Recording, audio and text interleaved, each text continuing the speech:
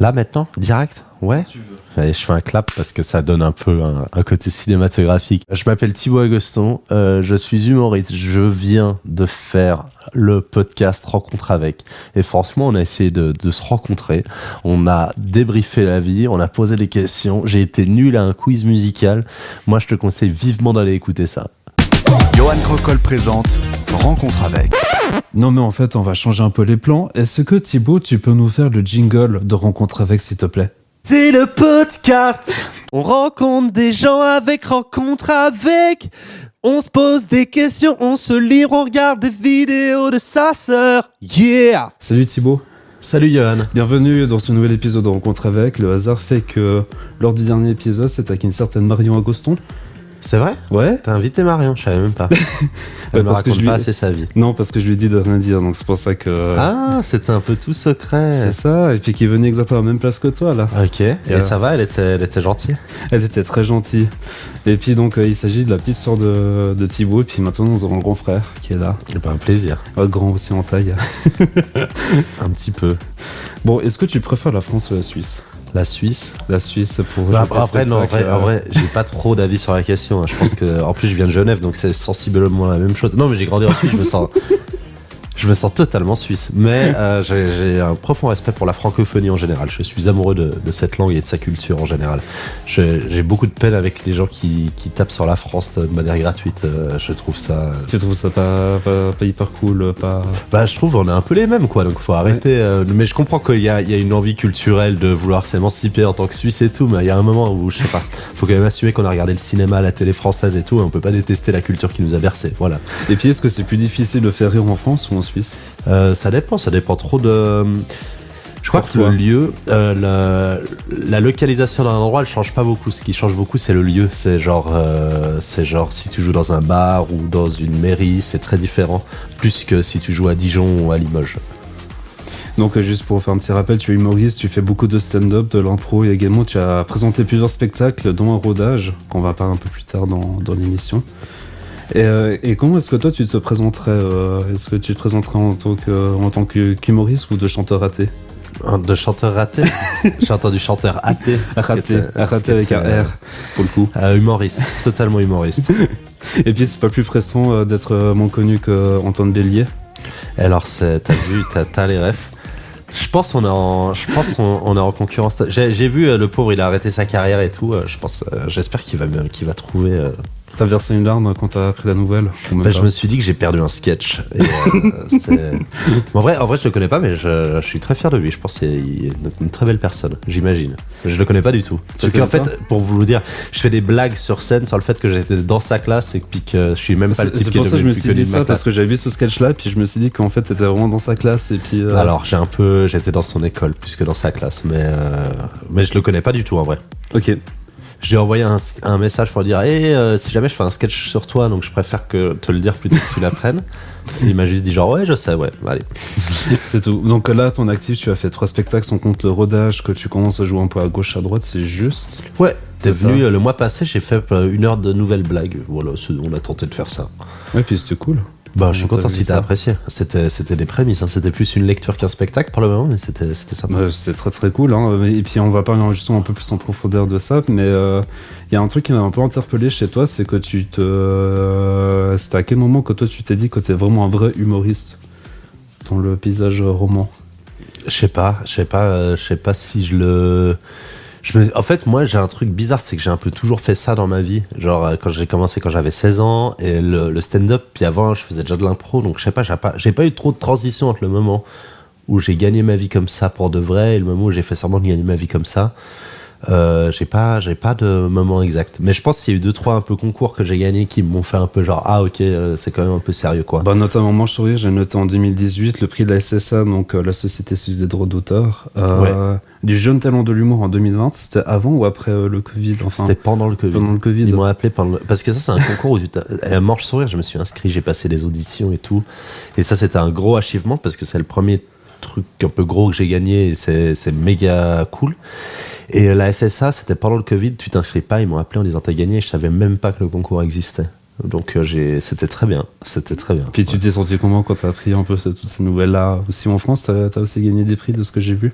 Ouais, mais en fait, il y a des trucs, c'est des festivals d'humour en France où ils remettent des prix. Donc, à chaque fois, je jouais 30 minutes de spectacle. Et puis, à chaque fois, il était bien reçu par le jury. Et puis, j'ai eu des prix. Mais ça me semble contre-intuitif de remettre des prix d'humour. Ça me semble à chaque fois contre-intuitif, mais c'est très valorisant d'en avoir, en vrai. Et puis mais ça change pas grand-chose entre. Et puis, ça t'a filé un coup de boost dans ta carrière, puis dans ta visibilité à toi ou... Je m'en rends pas compte. Je pense que ça m'a fait des rencontres, ça m'a fait rencontrer des professionnels, des salles. Ça m'a permis de jouer le spectacle à des endroits en France, des petits cafés-théâtres. Mais sinon, ouais, ça m'a permis de jouer aussi, quoi, globalement. Puis j'ai vu que tes sources d'inspiration, c'était Coluche et puis Gad Elmaleh, c'est juste? Ouais, je mets ça, mais après, j'en ai plein d'autres. Les inspirations sont diverses. Mais j'en parlais avec ma sœur l'autre jour, mais on écoutait des cassettes de Coluche quand on était petit. Mais, parce que mon père, il en avait. Gad Elmaleh, j'ai regardé ça en famille beaucoup, mais après, il y a un peu, genre, la totalité de l'humour français, j'en ai regardé très jeune beaucoup. Genre, je regardais Franck Dubosc, des gens qui faisaient pas encore de stand-up, et quand Jamel Comedy Club et tout est arrivé, j'ai beaucoup regardé un peu toutes ces vagues de stand-uppers et stand-uppeuses. Je saurais pas te citer quelques noms parce que j'ai un peu des nouvelles inspirations chaque 6 mois. Genre, je geek sur quelqu'un et tout. Et puis, est-ce qu'il y a un... Bon, justement, c'était un peu la question, c'était savoir, est-ce qu'il y a des gens, c'est de l'impro qui t'avaient inspiré pour te dire, tiens, j'ai envie de faire aussi la même chose ou pas forcément.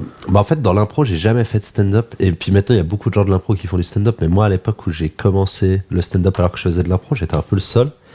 Mais c'était pas encore vraiment connu comme art, le stand-up. Je pense que ça m'a appris énormément, pas dans le stand-up genre la blague, mais ça m'a appris énormément théâtralement sur des trucs de narratologie, sur des trucs de posage de voix, de posage sur scène, etc., etc. Et même humainement, je pense que ça m'a changé. J'ai fait des rencontres la plupart de mon cercle d'amis très proches, c'est des gens que j'ai rencontrés via l'impro. Ma copine, je l'ai rencontrée avec l'impro et tout. Donc je pense que ça m'a beaucoup aidé. Après, je sais pas si ça m'a aidé à construire une blague en tant que telle, mais ça m'a aidé j'ai plutôt appris en regardant ça, mais ça m'a beaucoup aidé à comprendre les bases de ce que c'est d'être sur scène. Voilà. Et puis en juin 2021, tu as monté un spectacle où tu demandais au public d'écrire justement des sujets. Ouais. C'est ça, qui s'appelle Crocs la vie. C'est vrai qu'il s'appelle Crocs la vie, j'avais oublié ce détail. Ouais, j'avais demandé parce que c'était la deuxième vague et je faisais un plateau à la maison ou c'était... Je m'ennuyais de ouf. Non, en fait, c'est pas vrai. À un moment, j'avais beaucoup de travail. Pendant la première vague, j'ai rien foutu. J'ai regardé la totalité du coffret Canal+, parce qu'ils avaient un mois gratuit. Mais la deuxième vague, j'ai commencé les chroniques à Couleur 3 en même temps, et puis j'avais demandé des thèmes pour faire des blagues sur les thèmes. Mais c'était un peu en mode entraînement. Parce qu'avant, je faisais un plateau à Paris où je demandais des thèmes, et puis je faisais un sketch que j'avais écrit sur les thèmes. Et puis du coup, je me suis dit, je pourrais faire un spectacle. Et puis je l'ai fait, et puis j'étais content de ce que j'ai fait, ouais. Puis question un peu naïve, c'était plus simple à mettre en place et à écrire un spectacle justement avec des thèmes qui t'ont été imposés, ou toi tu préfères vraiment commencer avec toi des sujets qui te parlent un peu plus, et puis t'aurais plus à dérouler tout un spectacle d'1h30? Je pense qu'un spectacle a globalement plus d'intérêt si t'as envie de parler de sujets qui te portent à cœur, et puis t'as envie de parler de ça, et puis ça t'intéresse. Mais j'aime bien aussi l'idée de penser, et ça je le pense vraiment, que dans un cadre d'inspiration, quand on t'impose des sujets, c'est le moment où tu vas penser à des sujets que t'avais pas pensé avant, et c'est le moment où tu peux ressortir des trucs un peu différents. Et du coup, je pense que si demain je te dis va écrire, tu sais pas écrire, mais je te dis va écrire sur les arbres, tu auras quelques idées plus précises de dire des trucs sur les arbres, quoi. Et puis est-ce que tu te souviens du nombre de thèmes que tu avais reçus justement à cette époque-là? Une chier, je sais pas, c'était genre entre 50 et 100, je crois. Ah ouais, quand même. Ouais, mais il y en a plein, j'ai un peu calé dans des raps, dans des chansons. J'ai vu ça, tu as un peu triché vers la fin. J'ai triché totalement. Non, j'ai pas totalement triché, j'ai un peu trichoté. Ouais, triché, on va dire qu'il y a un peu contourné le système, on va dire ça comme ça. Il y a des thèmes que je mentionne et il y a des thèmes que j'aborde. Est-ce que tu avais dû aussi filtrer justement certains thèmes où toi c'était un peu délicat d'en parler comme ça sur scène? J'ai tout pris, je pense qu'il y en a aucun que j'ai pas mis. Puis moi ça me fait rire. Je pense que c'est un truc que j'ai gardé de l'impro. Je trouve que dans la contrainte, il y a quelque chose de très jouissif quand t'es dans le public. Quand il y a une dynamique de putain il est dans la merde, comment il va faire? Je crois que ça crée un malaise qui crée encore plus de rire. Donc je pense que si j'avais des thèmes vraiment glauques, ça aurait été très bien aussi. Puis je suis tombé sur un article du 20 minutes qui datait du 9 mai 2021. Oh mais t'as fait des recherches. En fait, si tu veux, c'est que j'ai tapé simplement Thibaut Agoston sur Google, et puis je pense que les 3 premières pages ça parlait que de toi. Waouh. Mais je Oui. pense que je suis le seul Thibaut Agosson dans le monde, c'est pour ça. Oui, J'ai c'est ça, fait ouais. les recherches, il y en a pas d'autres. Et puis tu te disais que tu ne savais pas quoi faire avec ton énergie parce que il faut quand même qu'on le dise que tu es diagnostiqué TDAH, c'est juste? Non, mais je dis dans le spectacle, je me suis autodiag, je suis pas Ah, diagnostiqué. t'es pas diagnostiqué. Pardon. Mais je pense que je le suis, hein, parce que quand j'ai regardé la liste des trucs, il y a Parce que tout qui je coche la totalité. Mais oui, j'ai beaucoup d'énergie, ouais. Un Mais peu j'aime trop bien ça. Un peu trop d'énergie, mais tu penses à certains moments ou pas forcément? Non, mais parce que quand même dans la vie, je suis quelqu'un d'assez calme et chill et ça. Parce que là, ça se voit pas, hein, mais il est ultra calme. Mais si vous tapez sur YouTube, mais ce qu'il fait sur scène, Non, mais je suis plus sur scène et je suis plus en alerte. Et je pense que sur scène, c'est quelque chose que j'apprends à essayer de contrôler de mieux en mieux. Mais dans la vie, je pense que ça. Parfois, j'ai de la peine à me focus sur des trucs et tout, mais globalement, je suis plutôt. J'aime bien. J'aime bien ça. Bon, d'ailleurs, si vous avez 1h10 minutes et 26 secondes à consacrer, je vous mettrai en description du podcast sa chaîne YouTube. Comme ça, Ouais. vous pouvez voir son magnifique spectacle qu'il avait fait. Bah, franchement, allez voir. Je Oui, sais pas si ça a franchement, bien vous allez voir. vieilli. C'était il y a 3 ans, genre. Je pense Mais- que je suis meilleur aujourd'hui, hein, mais vous. Il y a quelques blagues pas mal, je pense. Mais surtout, il y a des choses que tu avais reprises sur tes autres Ouais. spectacles après. Il y en a Parce que j'ai un, vu, ouais, il y a un sketch sur la petite souris. Oui, c'est ça. Et mon sketch sur Antoine Bélier, ouais, que j'avais remis dans le spectacle Addict. Et puis, on va passer au premier défi que je donne à tous mes invités. C'est là où on va voir si tu vas battre ta sœur. Et c'est également l'heure du moment de souffrance. C'est l'heure du quiz musical. Qui déchire sa race. Donc là, ce que tu entends dans les retours, c'est Ouais, pour ouais, faire là, le j'ai test, c'est tout parfait. entendu, j'ai vu ce jingle, c'est un truc de ouf. Ah, t'as vu C'est fait ça par Inia ou c'est toi? Oui, c'est pas une IA que j'avais fait ça, Ouais, puis j'ai ouais. un peu rajouté des choses par-dessus pour que ça fasse plus cringe après. Ou en gros, tu vas entendre des voix de synthèse qui vont te dicter de paroles de véritables chansons. Mhm. Et ton but à toi, c'est de trouver soit l'artiste ou le titre, ou les deux. Très bien. J'ai Voilà. l'impression d'être à couleur 3, on fait des blagues parce que c'est un peu original. Là, Mais sauf que- je te sens une énergie de Valérie Paco qui est très appréciable. J'ai une très mauvaise culture musicale, hein. Mais on va y aller. C'est ce que Tassin avait dit lors du dernier épisode. Que moi j'ai une très culture. Oui. Elle a dit, mais Thibaut, elle s'est même pas dit ça d'elle-même. Voilà, trouvé deux chansons sur déteste. 7. Tassin. Et avant, elle a jacté sur moi. Oui, Bah là, je suis là pour battre Marion. Allez, voilà, c'est parti. Est-ce que tu veux un exemple ou on commence dans le vif du sujet je sais pas, c'est direct. toi qui vois, mais je crois que j'ai compris. Hein, je crois que j'ai compris. T'as compris? Il y a une voix qui dit les paroles des chansons et je dois deviner la chanson. Bah voilà, c'est bon, Sachant t'as que je tout parle compris. très mal anglais. Allez. C'est parti. Why men great till they gotta be great. Woo. Puis, I je just peux took a t'aider avec, DNA l'année test. que c'est sorti, Turns out celle-là, I'm c'est de 2019. 100% that Ok. bitch. Très bien. Even when Mais moi, I'm j'écoute crying vraiment crazy. très peu de musique anglo-saxonne. Yeah, I got boy Et ça va problems. être That's d'une the human violence. in me. Bling, Allez, bling. on va tenter Then I 2019, solve c'est de them. toute That's the évidence. goddess in me. Miley Cyrus. You Non. coulda had a bad bitch, non-committal. Ah ouais, il y a Help du you beach, with your il y a un peu career just a little. on est sur You're de la supposed musique to hold me urbaine. down, but you're holding me back. Vas-y, And vas-y, that's dis-moi, the dis-moi. sound of me. Dis-moi. Allez, je te donne un indice, c'est qu'elle a joué de la Why flûte men sur scène. great till Elle a they joué de la gotta flûte be sur great. scène. Oui. Mais qui joue de la flûte sur scène? L'artiste, Don't justement. text Oui, me. oui, alors oui, mais Tell c'est la it question que je straight. me posais la question à moi-même. Tell it straight. La flûte Face. sur Best scène, friend sat me j'ai down pas, in the j'ai vraiment pas. salon Mais tu vas chair. voir, ça va être un fiasco. Hein. Liso, Mais toi, même avec la musique et le nom, j'ai pas. Hein. Liso? t'as jamais entendu Non. Liso? Non, bah tu vois, ma sœur disait la vérité. Marion, si tu Non mais ça, écoutes. ça j'ai déjà entendu. DNA test turns out I'm Mais j'ai même pas souvent entendu. that bitch. Even when I'm crying crazy, yeah, I got On va quand même boy écouter le problems, drop qu'elle that's fait the juste human in après. me. Bling bling, then I solve them, that's the goddess in me. You coulda had a bad bitch, not committal. Ouais, bah, c'est- Help you with your c'est career, une énorme erreur just que je a connaisse pas. little. You supposed to hold me down. Je vais peut-être évaluer la playlist de Thibaut après l'épisode, je pense. J'écouterai ça sur le retour. Voilà, c'est parti pour la deuxième chanson. C'est une artiste française Ah. qui est passée au Paléo plusieurs fois. Ah, Oh yeah. Hello, papi. Mais que c'est pasa? Aya Nakamura. Mais- Merci. Eh, j'ai Enfin. déjà... Je l'ai vu au Paléo. Bah, bien C'était sûr. génial. T'as Bah ouais, vraiment Aya Nakamura, toi? ouais, j'ai vu Aya au Paléo. Et j'aurais été déçu qu'elle nous respecte. Je trouve que ça allait très bien.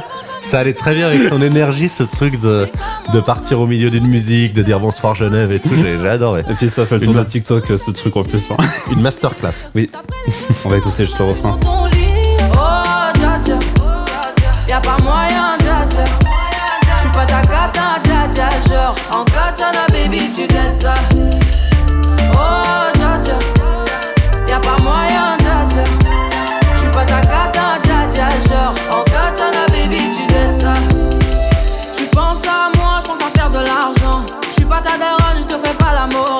Bon voilà. Bah, plaisir. Et puis maintenant, on va faire un magnifique bond de 40 ans en arrière. Ah, En 1971. c'est mes années. Voilà. Mais si ça parle français, je l'ai, hein, je pense. Comme les rois mages en Galilée. Ah, les comme les rois mages, mais c'est genre Chantal Goya. Non, c'est l'autre. Où tu iras girer, Ah, c'est qui fidèle l'autre comme une ombre c'est jusqu'à soit dans ces cas-là, c'est soit Comme les rois Chantal mages en Goya, Galilée, soit Damso. suivaient des yeux l'étoile Non, du berger, c'est- comme Christophe Colomb et ses 3 caravelles. On Annie suivit Cordy. le soleil avec Non. obstination. Plaise ouais, au ciel que c'est- j'ouvre mes c'est- fenêtres. On l'entend plus Le trop en ce matin, moment, au je bord t'avouerais. d'un étang Parce bleu. qu'elle est morte. Plaise au ciel Je ne que pense rien pas, ne je nous vais vite arrête. vérifier, mais Dans il me ce semble monde pas. aventureux, On va pas- comme alors- les rois mages en Galilée. Ça, Suivez c'est confiant Chantal l'étoile du Goya, berger, et l'autre, c'est, mon mais je connais, hein, ma j'ai sa lumière tête, je me rappelle juste plus ma de qui c'est, vérité d'accord. cosmique. C'est une autre blonde aussi. Ouais, mais je vois, hein, mais j'ai plus, j'ai- Alors, elle n'est pas morte. Où tu iras girer, Annie fidèle Cordy, comme une ombre Chantal jusqu'à Goya, destination. Fa- Plaise Fa- au ciel que s'ouvrent les nuages. Ça finit aussi par A. L'éclaircie dévoile le chemin. Plaise au ciel qu'au terme du voyage. Vas-y, je pense que tu peux me le dire, je vais pas le Sheila. C'est Sheila Sheila, ouais. Ah, je l'aurais pas trouvé. Mais pour moi, je peux encore rattraper ma soeur, hein, j'ai 1 sur 3. 2 sur 3, s'il te plaît. Parce que j'ai mis en jaune après chez moi quand tu les trouves. Ah ouais? Oui. Puis après, je fais un classement de tous mes invités pour voir qui fait le mieux ou pas. Pour le moment, c'est 6 sur 7 avec Laura Chena et Yann Lambial. Oui, mais les deux, ils ont de la culture. Eh ben, quel plaisir d'écouter les rois mages en Galilée. Il avait moins 20 et quelques années, notre très cher Thibaut, quand c'est sorti. C'est vrai, du coup. Mais je l'ai déjà entendu, hein. Sûrement. Et c'est parti avec la prochaine chanson. Baby, can't you see I'm calling? A guy like you should wear a warning. C'est pas It's Justin dangerous. Bieber, hein. I'm Non. calling. There's no escape. I can't wait. I need a hit. Baby, give me it. You're C'est Miley dangerous. Cyrus cette I'm fois, hein. loving Non it. plus. Too high. Can't come down. Losing my head. J'ai Spinning envie de round tricher and un peu. round. Do you feel Il y a me une part now? de moi qui a envie de With a tricher taste of et your je lips. n'ai pas réussi. I'm on a ride. You're a J'ai tough. pas. I'm slipping under. With a taste Vraiment, of t'as a pas poison Non, je suis paradise. très mauvais, moi. Britney Spears. C'est Britney Spears. La mauvaise foi de Thibaut, elle est géniale. Quoi? La mauvaise foi de Thibaut, elle est géniale. C'est Britney Spears, on y est. Britney Spears, qui est un des thèmes qu'on m'a donné dans le spectacle sur le thème. Oui, Pétanque. c'est Voilà, vrai. je peux vous donner. C'est pour ça que moi j'étais sur mon ordi, je vais mettre des mots-clés des choses qui le marquent le plus. C'est là on voit que j'ai beaucoup étudié les thèmes. Mais si j'avais entendu la musique, j'aurais su. Là, c'est juste les paroles hors de contexte dit par une IA. J'ai pas su. Et puis on va partir en 2008. Ah, allez, on part en 2008. T'avais quel âge L'euro hors Suisse. Oui, J'avais 10 ans. T'avais 10 ans. Mama. C'est Lady Gaga. Mama. Et merci. Bah c'est bon, t'as dépassé ta soeur maintenant. J'ai un truc avec Lady Gaga, c'est que non, j'allais donner une information trop perso. Bah allez, je la donne. J'écoute énormément Lady Gaga sous la douche. Voilà, c'est un truc. Je trouve que ça, les deux activités sont très bonnes. Elles se correspondent. Voilà, Ça se voit. Donc cette chanson-là, elle passait souvent dans ta playlist, je pense. Alors, ouais, mais pour de vrai, hein, j'aime bien Lady Gaga. Mais c'est jamais les petits bruitages de Thibaut qui est fait, c'est pas la chanson. Hein. Vous êtes sûr? Oui. Oui, parce que J'ai j'ai fait un magnifique retour de ton Pardon. micro et puis j'entends tout ce que tu dis. J'entends. Et puis là, on va partir sur une chanson en 2007 d'un artiste que je sais que tu chéris très tendrement puis que tu n'arrêtes pas de le clasher dans tes sketchs. J'ai pas le style, pourtant pas Ah oui, hostile. mais c'est Christophe Maé. Mais je l'aime bien, un premier degré. C'est une facilité. Je fais une blague sur lui sur un sketch que j'ai fait à Montreux. Oui. Mais l'autre jour, j'étais fonce-dé et puis ça rend parfois un peu parano, fonce-dé. J'écoutais Christophe Maé, je me suis dit je devrais pas être méchant avec lui parce que si ça se trouve c'est une très belle personne et c'est pas vraiment de la merde ce qu'il fait. Mais parfois tu sais il y a un peu une facilité de clasher les artistes Ouais, pour faire rire les gens. comme ça, de toute façon. Il y a une facilité comme ça. Toujours l'impression qu'on m'inspire. Mais là il y a la plus belle phrase de la chanson. Pourtant pas contre l'amour. Je sais Ouais, même écoute un tout plus petit peu, alors. comment. Mais c'est pas pour autant qu'il faut qu'on s'attache et qu'on s'empoisonne avec une flèche qui nous illusionne. Ouais, pardon, je suis très Christophe. Non, je voulais essayer de te faire chanter, mais je pense que je vais réussir à le faire après. Et c'est parti pour la dernière chanson, Ah 1975 cette fois. Ah ouais, mon année, hein. Ça se voit. Un beau matin dans un berceau de bois. Son père et sa mère, étonnés, n'en revenaient pas. de voir cet enfant. Je vais pas le dire, mais tu as quand même balancé son nom juste avant On ne Poukou. voyait pas. Aussitôt Ah ouais? que le village Ouais. se préparait C'est Chantal déjà. Goya. Merci. Et c'est quoi? C'est Bécassine, c'est ma cousine. D'accord. C'est pas la rêve que j'ai le plus au monde, mais c'est pas grave. Elle est née un beau matin dans un berceau de bois. Voilà. Son père et sa mère étonnés n'en Puis toi, ton style musical, c'est plus ou moins quoi, Poukou?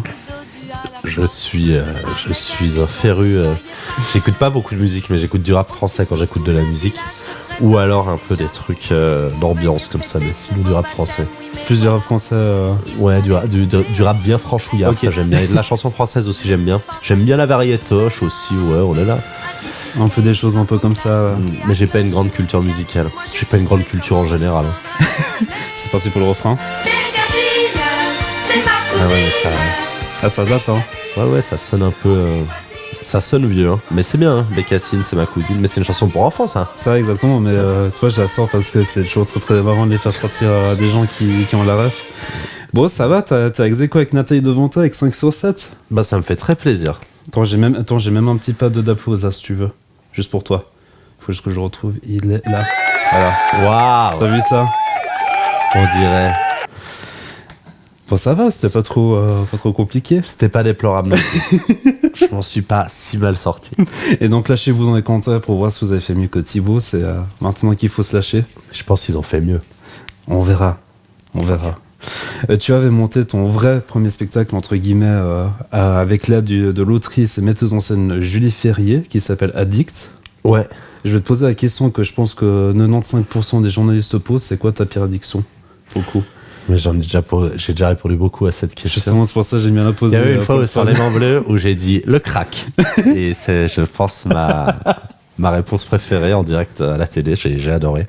J'ai une réponse facile où je dis que c'est le café, mais je pense que c'est le café. Hein. C'est la seule substance que je prends tous les jours depuis plusieurs dizaines d'années. Comme tout le monde. Mais sinon. Mais après, je parle un peu de tout dans le spectacle. Puis je dis justement que je suis très accro aux endorphines en général et j'en fais beaucoup. J'ai besoin de ça, je sais. Mais ouais, le café. Sinon, je fume, je bois et tout, mais j'arrive à m'en sortir. À faire avec modération, s'il vous plaît. Hein, parce que, ouais, je pense vraiment. Faites ça, mais pas tu ça. te dévoiles beaucoup dans le spectacle aussi, non? Bah, j'essaie, ouais. Je pense que c'est un peu la base. Je sais pas si je me dévoile beaucoup. Je dévoile ce que je veux bien dévoiler aussi. C'est un choix. C'est un choix. Mais moi, je sais que les stand-uppers et stand-uppeuses qui arrivent à avoir un niveau d'honnêteté sur scène, c'est ceux dont je préfère consommer le travail pour de vrai. Je trouve que quand tu parles bien de toi, t'arrives à parler à beaucoup de gens. Voilà. Et puis, peut-être pour celles et ceux qui auraient loupé le spectacle, comme moi, par exemple, tu le résumerais comment, pour le coup?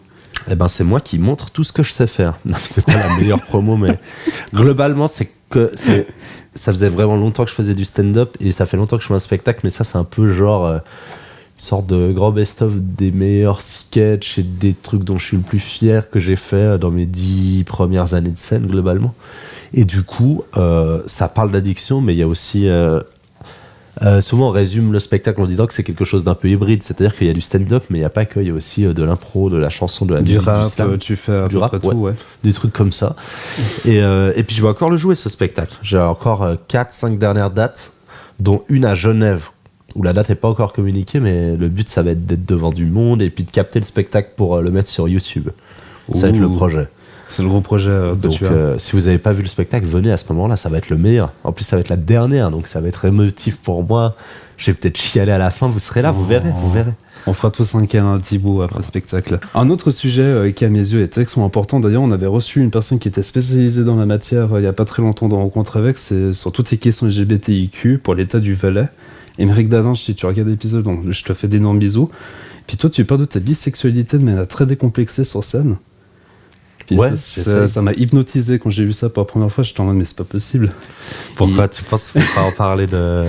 Non, mais je sais pas. Je pense que si tu fais un sketch sur le truc, t'es obligé, en tout cas, d'avoir l'air d'être très à l'aise sur la question et tout. Mais je pense que entre les premières fois où je fais des blagues sur le sujet sur scène et quand j'arrive à un sketch qui est plus fluide et puis que ça me coûte plus de le dire sur scène, il y a un petit moment. Mais au bout d'un moment, t'es obligé d'être à fond, quoi, et puis de dire les choses comme tu les penses et tout. Puis c'est un sujet que t'appréhendais d'en parler dans le spectacle. C'est un sujet que je voulais. J'étais pas en mode faut absolument que je parle de ça et tout, parce que parfois ça peut avoir l'air marketing de peut-être que si tu parles de ça, mais j'avais envie de parler de ça. Je me suis dit ça peut être une bonne idée de parler de ça, et après j'ai écrit. J'ai fait ce sketch à Montreux et je l'avais préparé pour le faire à Montreux. Je me suis dit j'aimerais bien parler de ça sur scène. Mais ce qui est marrant, c'est que les premières blagues sur le sujet, je les faisais quand je jouais avec Bruno. Parce que je faisais une blague. On te fait d'énormes bisous, Bruno Pecky. Il y avait une blague que je faisais sur scène, sur Bruno, où j'avais mentionné le fait que je suis bisexuel pour la faire. Donc les premières fois où je dis sur scène que je suis bisexuel, c'est pour insulter Bruno Pecky. La base du projet, c'était ça. Mais après, ouais, j'ai travaillé un sketch sur le sujet et tout. Et c'était une méthode, parce que parfois, moi, j'ai des blagues, et puis après, je me dis, vas-y, j'ai des blagues, et puis je me dis, vas-y, comment je vais faire un sketch. Et puis là, je me suis dit, vas-y, j'ai envie de parler de ce sujet. Comment je vais faire des blagues. Et c'est un peu, j'avais pris le problème dans l'autre sens. Et je pense que c'est des nouvelles méthodes de travail que j'ai envie d'avoir, quoi. Puis t'avais une certaine crainte de la réaction du public quand on parlait pour la première fois, ou est-ce que t'avais ça aussi en tête? Non, j'avais pas trop peur. Je sais que l'homophobie, ça existe, mais c'est pas long. Ouais, j'avais pas. Je sais pas si j'avais peur. Parfois, j'avais des craintes quand je joue dans des endroits où tu sens que quand tu dis le truc, tu sens qu'il y a des gens du public que tu perds, tu vois, genre tu joues dans des endroits et puis tu sens que c'est pas du tout culturellement pour eux et tout, c'est pas l'information qu'ils préfèrent avoir avant d'avoir quelqu'un qui les fait rire. Surtout que je pense qu'il y a parfois où je prends les gens par surprise parce que je peux ne pas en avoir l'air en arrivant sur scène. Du coup, je pense que il y a des gens, mais sinon globalement j'ai reçu beaucoup d'amour et de bienveillance globalement. Et ouais, je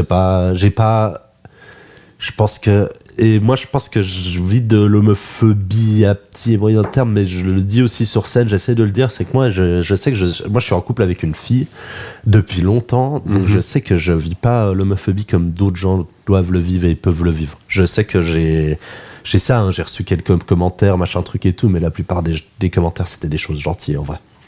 Et puis j'ai vu que t'avais dit que t'avais de la peine d'en parler à ta famille aussi de ce sujet-là avant de le jouer sur scène. Non, ma famille elle savait quand j'en ai joué sur scène et tout, mais c'est pas que j'avais de la peine à parler avec ma famille et tout, c'est que non, je pense que je l'ai dit assez jeune à ma famille, mais dans ma tête, ça me faisait chier que ça soit une info et puis que ça soit un truc à faire, genre le dire à sa famille. Genre, dans la to-do list des choses à faire. Ouais, je suis un peu genre dans un monde idéal, ça devrait ne pas être un sujet et puis ça devrait ne pas être un sujet le fait que parce que ça prend pas beaucoup de temps d'une journée de coucher de temps en temps avec des hommes. Vraiment, c'est un peu un autre sujet, quoi. Moi, je sais pas, je le vis pas comme quelque chose qui. Attends, c'est dur de pas. Parce que je sais que tout le monde le vit très différemment et tout. Oui. Mais moi, dans ma tête, dans un monde idéal, ma bisexualité, j'aurais aimé que ça soit pas un sujet.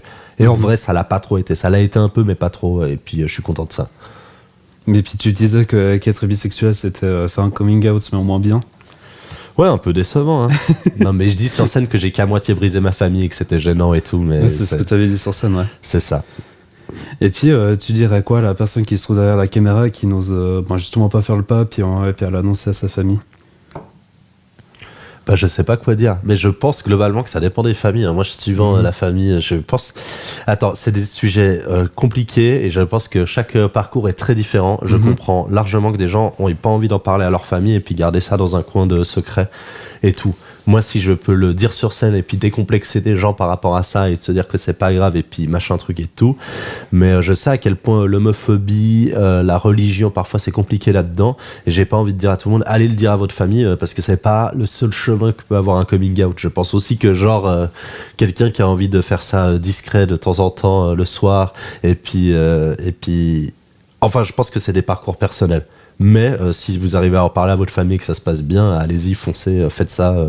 Mais c'est des questions compliquées. Et moi, j'ai eu de la chance. C'est des questions compliquées, mais c'est important d'en aborder. Hein. C'est ça. C'est ultra important d'en aborder. C'est ça, mais globalement, le seul, si vous avez le truc d'en parler, de rencontrer d'autres jeunes, d'autres gens qui sont dans le même cas, c'est la meilleure chose à faire globalement.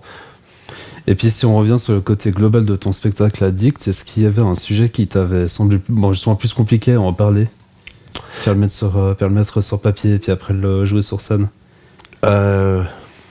Moins, parce que globalement, c'est que des sketchs que j'avais déjà, que j'ai insérés dans le spectacle. Donc, j'ai pas un peu de sujet où je me dis, vas-y, c'était compliqué à aborder. Sur la fin d'Addict, je jouais mon sketch sur la bisexualité. Mais là, je vais l'enlever du spectacle pour le mettre dans le nouveau, vu que le nouveau, il y a quand même plein de sujets qui tournent autour de ça. Et Ouais, t'en parlais quand même pas mal dans le rodage. Hein. Ouais, bah le but, c'est d'avoir que ça soit... Parce que j'ai envie de parler dans le nouveau spectacle de polyamour, de relations humaines en général et tout. Donc, du coup, je trouvais que parler de bisexualité, c'était bien. Vu que après j'ai quand même pas mal de running où tu comprends pas les blagues si tu sais pas que je suis bisexuel. Exactement. Et puis tu fais du rap et du sub également, non? On essaye, ouais. Tu essaies de faire.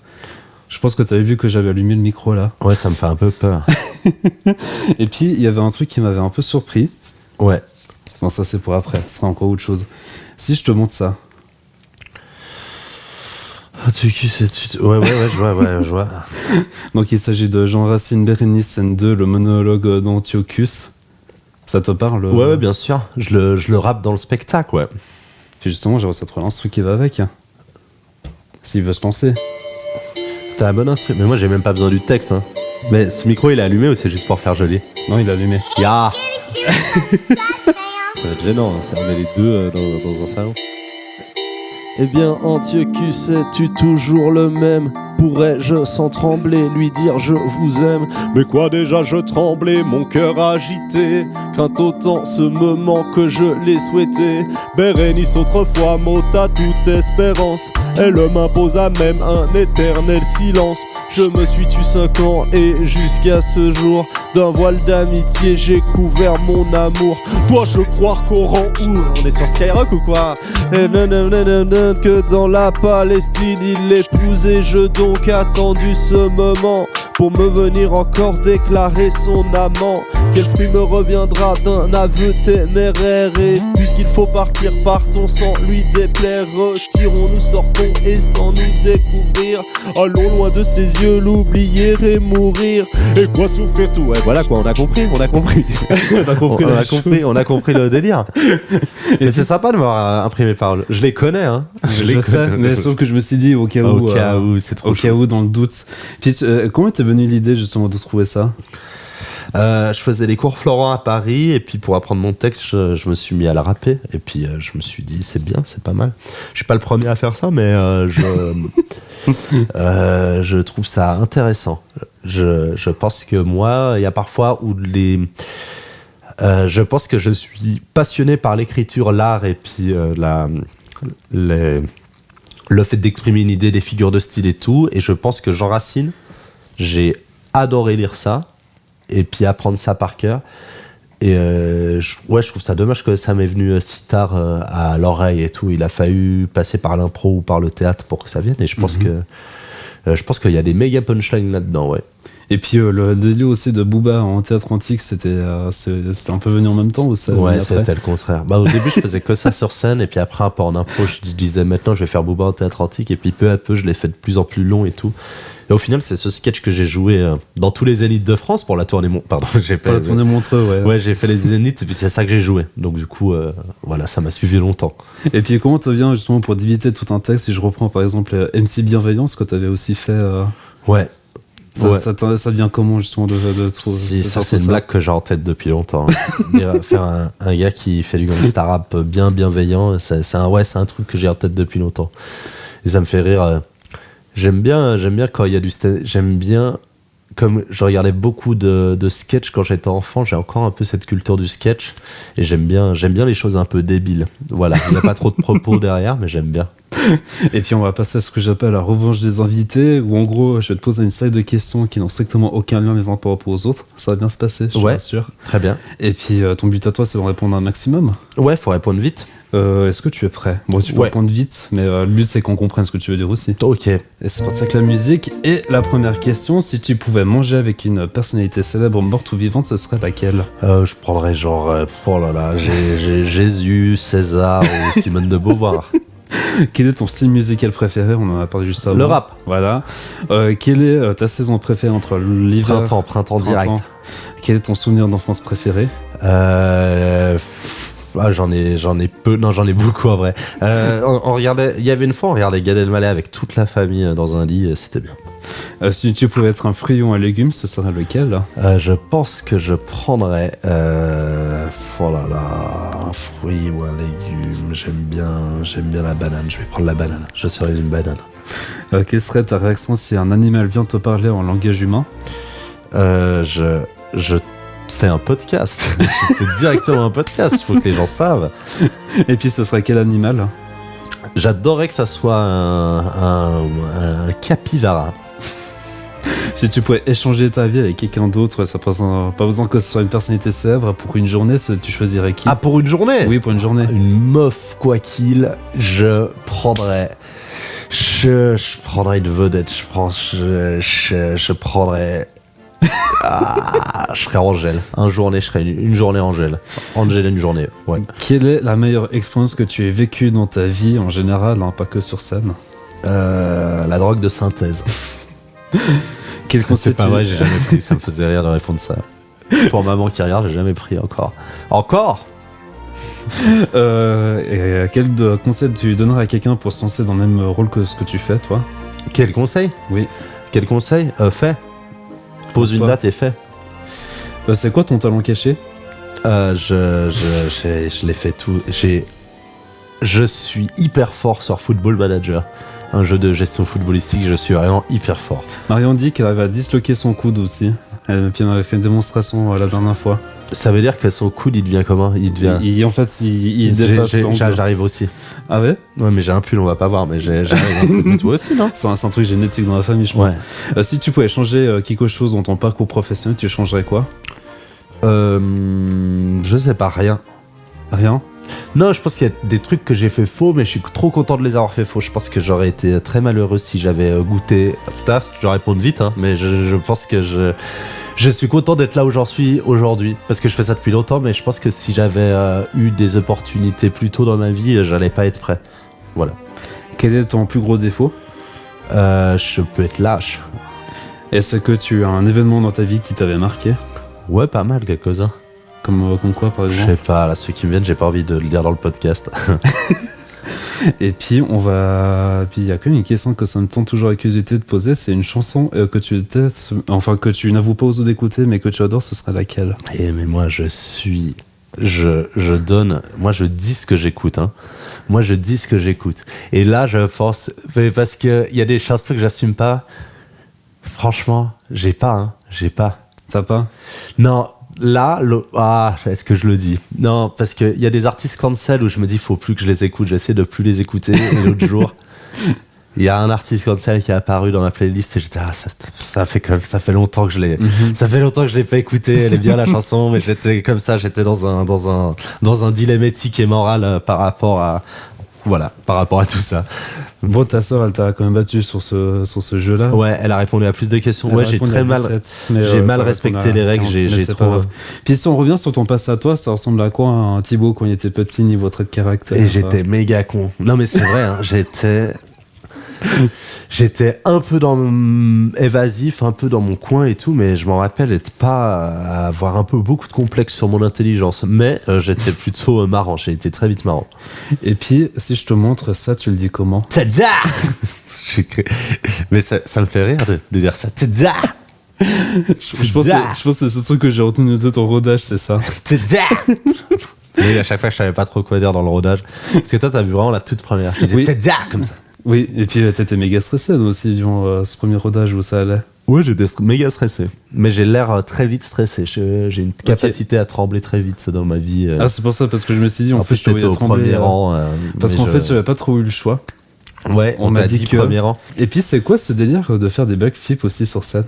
C'est quoi comment ça t'est venu dans le de faire cadre ça? du spectacle, Thibaut Augustin montre tout ce qu'il sait faire. Il sait faire des acrobaties, donc il a voulu en faire profiter le public. Ben ouais, je sais faire ça, autant le faire.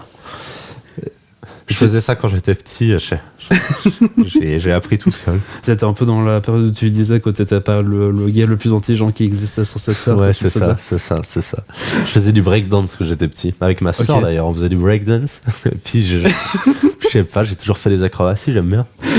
Puis comment est-ce que tu décrirais ta carrière sur le plan de ce que tu as fait tes débuts à maintenant? Je suis content, hein. Globalement, je suis très content. J'essaie de valoriser un maximum le fait de gagner ma vie grâce à ça, le fait d'être reconnu par beaucoup d'humoristes que j'aime, et ça, c'est très très chouette, je suis très content. Puis aussi d'être reconnu par le Montreux Comedy Festival. Ouais, c'est trop bien. Aussi. Franchement, ils me font une bonne confiance là et tout. Ils m'ont pris pour leur tournée des Zéniths, ça c'est trop bien. Non, franchement, j'essaie de valoriser un maximum ce que tu vis. Mais comme quand t'es en train de le vivre, parfois tu te poses 12 000 questions et tout. J'essaie de faire le chemin de valoriser au premier degré, d'être content de me réveiller le matin et d'aller faire... Ouais, il y a parfois où je fais la gueule et puis je me dis, faut complètement que t'arrêtes, Thibaut. Mais je pense que ça m'arrive pas souvent, mais il y a des fois où je suis, oh non, je dois aller là-bas jouer. T'es en mode, hey mec, tu dois aller là-bas jouer. Ouais, parce que tu dis, c'est trop loin de la maison, ça te fait chier de faire. Non, mais en fait, parfois, il y a des journées, elles sont fatigantes. Tu vas tout seul dans une ville, tu rencontres un régisseur, tu dois parler, tu dois lui expliquer pendant 2 heures qu'est-ce que c'est le spectacle. Puis du coup, t'as fait 5 heures de train avant, du coup, ça fait un peu des journées où t'es déphasé en fait. Ouais. Mais le moment où je suis sur scène et tout, j'essaie de valoriser et puis même de kiffer, quoi. Je kiffe la vie, j'essaye. Marion m'avait dit qu'entre elle et toi, tout petit, vous détestiez. Toi, c'est quoi ta vision par rapport à ça? Mais je pense que, franchement, on s'est détesté, mais c'était pas longtemps, quoi. Genre, je pense... Ouais, après, elle a dit que vous étiez fusionnels vers l'adolescence, de ce qu'elle avait dit. Ouais, mais même un peu avant, je pense vers 10-11 ans, on a commencé. Même quand elle avait fin de l'école primaire, on est devenus méga potes. Il y a un moment, on a été assez vite méga potes, je pense. Mais oui, quand on était enfant, on se tapait dessus comme des enfants, quoi. mais on est devenus très vite très potes. On passait très vite, genre, nos soirées ensemble à débriefer de la vie et tout. Mais ouais, je pense... Ouais, je pense que peut-être que jusqu'à nos 9-10 ans, on s'amusait à se taper et puis on n'était pas gentils l'un avec l'autre. Et puis encore à côté, tu fais quelques chroniques justement sur la RTS et sur France Inter aussi, de ce que j'ai vu. Ouais, j'en ai fait une sur France Inter et puis après, il m'avait reproposé et j'étais en tournée. Je sais pas si ça va se refaire sur France Inter. Pourquoi pas, j'espère. Puis sur Couleur 3 aussi, ouais, je pense que je vais reprendre. Antoine Multon, si tu nous écoutes. Ah, il écoute Antoine Multon. Cool. Bah, bien sûr. Right. Puis comment est-ce que tu arrives à trouver des thèmes justement dans tes chroniques pour Couleur 3? Puis on est obligé d'en parler comme ça, Antoine il est content qu'on parle un peu de Couleur 3. Et qu'on parle de cette radio millénaire qui laisse des opportunités à des jeunes artistes. Merci Antoine. Donc, Antoine Multon, juste peut-être pour ceux qui ne savent pas qui c'est le big boss de Couleur 3, de RTS Couleur 3, c'est le chef d'antenne. Ouais. Et puis qui fait confiance à des gens comme toi, par exemple, de venir faire des chroniques avec Valérie Paco. Franchement, ouais. Ce qu'on avait dit. Comment je choisis les sujets? Maintenant, j'essaye un maximum. Au début, je faisais des trucs que je voulais faire sur scène et puis je les faisais un peu avant la radio. Mais maintenant, j'essaie vraiment de parler d'actualité. Et du coup, j'essaie d'aller sur les sites d'actualité et puis de me laisser 10 minutes max pour choisir un sujet. Parce que sinon, tu passes des heures à choisir ton sujet et très peu de temps à écrire les blagues. Donc, du coup, 10 minutes max et puis j'essaie de prendre des sujets. Est-ce que c'est compliqué à choisir des sujets, justement Ce que je fais, c'est quand j'ai pas beaucoup de temps pour écrire la chronique, j'essaie de choisir un sujet complètement con pour pas... Non, mais pour pas... Parce qu'en vrai, si tu abordes des sujets plus politiques, plus militants et tout, ce qui est une activité que j'aime pratiquer, je trouve que le temps donne quand même un truc où tu... Ouais, c'est pas parce que parfois tu peux dire un truc faux puis c'est gravé dans la roche et tout. Enfin, si tu le publies pas forcément, mais il y a quand même un truc où j'aime bien. Par exemple, si je fais un sujet qui parle de notions politiques, j'aime bien me contacter un peu mes amis les plus politisés pour être sûr de pas non plus dire trop de la merde. De pas dire n'importe quoi. Puis c'était quoi la réaction la plus what the fuck que t'as eu du public dans ta vie? Mais j'ai eu des délires, hein. Ouais, je pense, ouais, parce que toi, en plus, vu que vous avez fait des zéniths et puis des choses comme ça, non, t'as dû vivre des choses public, quand même. Moi, j'ai eu des courriers chez moi, des petits trucs, j'ai eu un courrier d'un monsieur, après un article que j'avais fait pour 24 heures, je crois, où j'avais dit de la merde sur Jésus, et ça lui a pas plu. Il m'a envoyé un courrier de 2 pages pour me dire à quel point j'étais une merde, quoi. C'était un plaisir. Et puis t'as vécu comment ce moment-là? Ça m'a fait chier parce que moi ça m'a fait un peu rire. Ça m'a fait chier parce qu'il a trouvé mon adresse, puis en fait il a trouvé l'adresse de chez ma maman. Et puis ma maman elle ouvre mes courriers. Ah merde. Et du coup c'est ma mère qui est tombée là-dessus. Et puis ça j'ai pas aimé parce que ça a fait peur à ma maman. Mais moi ça va, je trouvais ça trop chou que quelqu'un ait assez de temps à perdre pour m'écrire 2 pages pour me dire à quel point. Les humoristes pouvaient plus rien dire, mais que j'avais dit de la merde. Enfin, c'était très ambivalent comme message. Et puis j'ai vu que tu avais, justement ce qu'on avait parlé, tu avais participé au Montre Comédie et à la tournée, vous êtes parti dans 23 zéniths un peu partout en France. Ouais. Et c'est la première fois que tu avais vécu quelque chose comme ça, de cette ampleur-là? Franchement, c'est la première et je pense que ça va sans doute être la seule fois parce que les zéniths, c'est vraiment des méga grosses salles. C'était trop bien. C'était une méga opportunité. C'est trop bizarre d'avoir soit une centaine de techniciens qui bossent pour que tu puisses aller faire 3 blagues de merde sur scène. Et franchement, ouais, c'est bizarre de jouer devant autant de gens dans un aussi grand spectacle. Et puis c'était trop bien. J'ai passé 4 mois avec des gens 10 autres humoristes. Donc je me suis fait... c'était la colonie de vacances, quoi. C'était la folie. Et puis, justement, toi, tu faisais quoi sur scène durant ce spectacle-là? Alors sur scène, je faisais des blagues. Il y avait des intersketchs où on était tous là. Je faisais un sketch. En fait, au début, j'avais prévu de faire un sketch où j'ai beaucoup hésité à plusieurs sketchs, dont certains je pense que tu as vu. Mais j'arrive tellement tard dans le spectacle, j'arrive après 2h30 de show. Donc du coup, ce que j'ai fait globalement, c'est que j'ai fait des acrobaties en sautant par-dessus les gens du public. Ensuite, j'ai parlé un peu de cannabis et ensuite, j'ai fait raciner Booba. Voilà, c'est ce que j'ai fait à chaque zénith. Et puis, comment s'est passée la toute dernière représentation, pour le coup? Vraiment la toute dernière que vous avez fait? Des zéniths? Ouais. C'était à Rennes, on l'a fait, c'était bien, on a beaucoup ri. Et c'était un peu émotif, puis après on s'est pochetronné la gueule, et puis on a pris un tourbus, et puis voilà. Parce qu'on était en tourbus, genre on finissait la date, puis à 2h du matin on devait partir à la ville d'après dans un bus. C'était intense. C'était très intense, mais très, très amusant. Et franchement, on était c'était assez émotif la dernière. Ouais, puis t'avais posté justement toute une story sur Instagram où tu en parlais de ce moment-là. De quoi j'ai fait ça? Oui, t'avais fait ça. Je dis quoi? Je me rappelle plus. Bon, t'avais dit que justement que c'était fini, que t'avais plus la personne qui venait pour te repasser tes costumes. Ah oui, c'est vrai que j'avais dit que c'était un peu émotif le lendemain. Ouais, j'étais un peu en gueule de bois dans un TGV. C'est vrai que j'ai posté une story. J'avais oublié que j'avais posté ça. Mais oui, parce qu'il y a quand même un truc où là j'ai joué devant chaque fois environ. Ouais, à chaque fois des milliers de personnes, et puis t'as genre vraiment t'as une costumière, t'as quelqu'un qui nettoie son chat, qui nettoie tes costumes tout le temps, en fait. Et ça n'a aucun sens. Et puis là, tu m'as revu jouer 2 semaines plus tard dans une cave, des blagues pas finies. Ouais, c'est ce que tu disais après dans ta story aussi, c'est que c'est un peu maintenant tu reviens un peu aux sources, on va dire ça comme ça. Mais en vrai, j'adore ça. Je trouve que le stand-up est pas un art fait pour être joué devant trop de gens.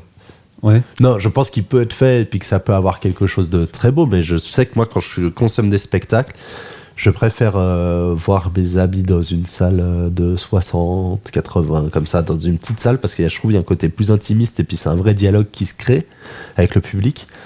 Mais après, je peux être très fier. Oui, si je vois des connaissances jouer dans des grandes salles, je peux être très fier et voir ça, mais je pense que si vous êtes des spectateurs ou spectatrices de stand-up, je vous conseille vivement d'aller plutôt dans les petites salles que les grandes salles. Et puis vous pouvez voir des spectacles de la même qualité parce qu'il y a des grands noms qui rôdent leurs spectacles dans des petites salles et tout. Alors il y a le Swiss Comedy Club du côté de Lausanne avec Yvan Madonia et puis Jessie Cobel. Ouais, ça. On leur fait des gros bisous parce que je sais qu'ils regardent le podcast. Et puis du côté de Genève, chez ton producteur. Le Caustique, c'est mes productrices, ouais. Ouais, tes 2 productrices. Le Caustique, il y a le 13 à Lausanne, là il y a le Petit Chenille qui est ouvert à Lausanne aussi, il y a le Strap à Fribourg, il y a vraiment plein d'endroits si vous voulez voir des spectacles dans des petites salles en Suisse. Et puis justement, si on revient sur ce rodage-là, si tu avais une phrase pour le résumer, ce serait lequel? Bah pour le moment c'est Thibaut teste des blagues, mais je pense que plus tard, je sais pas. Je vais essayer de trouver. Il y a un vrai fil rouge qui commence à se dessiner, mais je sais pas. Faudra que je trouve un nom et tout, mais je sais pas. Il faut que je rebook une place dans 4-5 mois quand tu auras plus abouti ta Avec chose. plaisir, et je te donne le nom. Et puis je me suis rendu compte que tu t'es aussi énormément livré dans ce rodage-là, mais est-ce que c'était plus ou moins par rapport à Addict? Je pense que c'est plus. Le projet, c'est que c'est plus. Ouais. Oui, j'aimerais bien parler. J'aimerais bien réussir à parler un maximum sincèrement de moi. Pas encore de tout, je sais pas de ce que je veux pas, de ce dont je veux parler et tout. Mais il y a quelques sujets qui me tiennent à cœur à l'intérieur, ouais. Et puis, est-ce que tu penses que les réseaux sociaux t'aident à justement à garder une présence et puis à te rendre plus visible de ce que tu fais? Je sais pas à quel point ça aide, parce que moi je comprends pas la corrélation entre ce que je poste et ce qui marche. Parfois je comprends, mais je comprends pas trop. C'est pas c'est pas les trucs dont je suis le plus fier qui marchent ou parfois, mais c'est un peu contre-intuitif les réseaux sociaux. Moi, mon objectif premier, c'est la scène. Après, faut faire des réseaux sociaux. Et ça, moi, ça me fait marrer de faire des contenus sur les réseaux sociaux parce que j'aime bien. Ça se voit que ça te fait beaucoup marrer, puis on se marre beaucoup. Bien sûr, mais j'ai pas envie de le faire pour le faire. J'aime bien le côté spontané. Et en vrai, c'est ce qui marche le mieux. J'aime bien le côté spontané de voir un truc marrant, de faire des blagues dessus, machin truc et tout. Mais mon projet comique, et là, sur lequel j'ai envie d'investir mon temps, mon énergie, c'est de faire des spectacles sur scène. Qu'est-ce que tu dirais au Thibaut il y a 10-15 ans en arrière à celui qui est en face de moi aujourd'hui? On continue. Qu'est-ce que je lui dirais? 10-15 ans en arrière, 18 ans. Enfin, franchement, fonce, hein, je sais pas. Attends, qu'est-ce que je pourrais te donner comme conseil? Bois un verre d'eau de chaque bière. Voilà, c'est tout. Et puis on a justement gentiment vers la fin de l'épisode, ce serait quoi justement le conseil que tu donnerais à quelqu'un qui voudrait justement se lancer dans la même dynamique que toi? Dans le stand-up? Ouais, dans le stand-up, ouais. Tu l'as déjà demandé dans les questions rapides, mais je vais le redire avec truc. C'est que je pense que le stand-up, moi je sais que c'est quelque chose qui me correspond vachement comme art parce que globalement, tu peux faire un truc pas fini. Et je pense que, tu vois, j'ai déjà voulu un peu sortir de la musique et tout dans ma vie. En fait, t'es obligé de délivrer un produit fini, à part si c'est faire un freestyle comme avant j'ai fait, mais sinon t'es obligé de délivrer un produit fini si tu fais un album. Et le stand-up, c'est un truc où globalement, si tu poses une date en disant il y a plein d'open mic, il y en a partout. Oui. La première étape, c'est pas d'écrire un sketch, c'est de poser une date. Parce qu'une fois que t'as une date qui sera posée, tu vas te sentir obligé d'écrire un sketch. Et moi, j'ai toujours fonctionné à la deadline et je pense que tu contactes un open mic, tu dis dans 3 semaines je fais un sketch, même si t'as rien la veille, tu vas trouver 5 minutes la veille. Et au pire, tu bides et tout, mais c'est la première fois, c'est la plus dure et ça va t'aider à désacraliser le truc. Je pense que, à part s'inscrire à un open mic et faire un sketch, il n'y a pas d'autres conseils. Et respecter la discipline, mais je pense que si... Discipline et rigueur pour toi, et puis Non, discipline, rigueur, non, mais je dis respecter la discipline, genre y aller parce que t'aimes le stand-up, mais je pense que si t'écoutes ce podcast, c'est que t'aimes le stand-up. Tu attends juste Thibaut Augustin aussi. Hein. Ouais, si tu m'adores pour d'autres raisons que le stand-up, pourquoi t'es là en fait? Mais ouais, je pense que faire. Et puis ouais, je dis respecter la discipline parce qu'il y a des gens, ils peuvent penser que le stand-up c'est facile ou que c'est un truc ou c'est de l'impro et tout. Genre si t'aimes la discipline, normalement tu la respectes quoi. D'ailleurs, j'ai un petit message à te montrer. Ah ouais? Oui. Je vais te montrer, je pense que tu reconnais la personne qui est en arrière-plan. Ouais, c'est ma soeur. Il y a un message que tu veux faire passer à Thibaut. Donc en gros, tu vas regarder la grosse caméra là. Voilà. Et puis tu peux lui dire ce que tu veux. Pour le prochain épisode, ça va être un défi, ça va être quelque chose que tu as envie de dire de drôle, d'une anecdote que personne n'est au courant. Eh ben, j'aimerais bien lui lancer le défi parce que quand on était petit, on chantait tout le temps des petites chansons sur ce qui nous arrivait et lui, il a continué à le faire toute sa vie de manière très insupportable. Du coup, de créer une petite chanson par rapport à ce que tu es en train de ressentir à ce moment précis, Thibaut. Voilà, Thibaut, ça, ce sera le défi qu'on va te faire relever durant le prochain épisode. Donc, Marion, je compte sur toi pour en dire à ton frère. Bien sûr. Ouais. Voilà. Très bien. Genre ça fait rougir, c'est encore mieux. Non, mais ça me fait rire parce qu'elle est très bête. Elle est très très bête. Du coup, je te donne la sucette, tu veux faire un truc en mode freestyle? C'est le podcast. On rencontre des gens avec rencontre avec. On se pose des questions, on se livre, on regarde des vidéos de sa sœur. Yeah! Merci beaucoup Thibaut. Un plaisir, ouais. Si ça peut devenir un jingle, je pense qu'on va pouvoir essayer d'exporter quelque chose avec ça. Et puis quant à nous, on se retrouve dans pile 2 semaines pour un tout nouvel épisode. Avec qui Franiel qui va se mettre exactement là. Un plaisir. Pile poil qui va se mettre là à côté. Moi je peux pas lui poser une question. Ah, tu peux lui poser une question, vas-y, regarde la grosse caméra qui est devant toi. Allez Franiel, est-ce que tu es plus ou moins heureux qu'il y a un an? Voilà, je te laisse avec cette question. Donc Franiel, je te montrer le message. Merci beaucoup, vous avez du boulot à faire au montage, c'est parfait. Et puis d'ici là, portez-vous bien et à très vite.